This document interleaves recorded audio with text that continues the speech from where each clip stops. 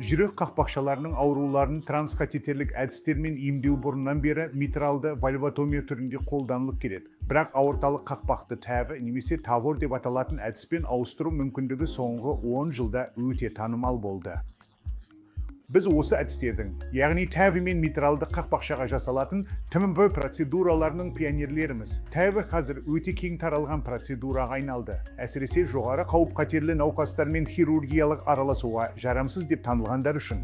Және біз бұл науқастарда 99-дан жоғары сәттілікке қол жеткізіп отырмыз.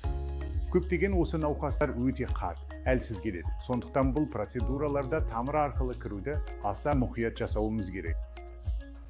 Біз өз нәтижелеріміздің тек қысқа мерзімде ғана емес, ұзақ мерзімде де сәті болғанын қуана айта аламыз.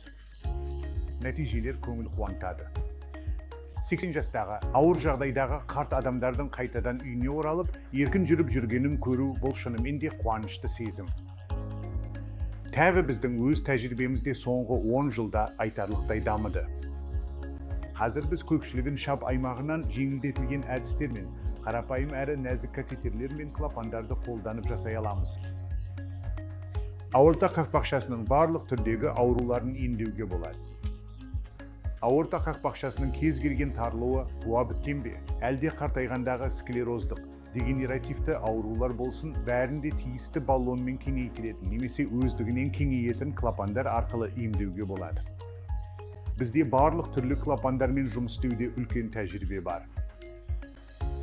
Тәві жасалған науқастарда кейде ақаулар, яғни ағып кетулер қалып қояды. Мұндай жағдайларда әлемнің түкпір-түкпірінен біздің орталыққа келетіндер бар. Біз оларды тамырлық тығындар арқылы барақақпақтыр ағып кетуді жабу әдісімен емдейміз.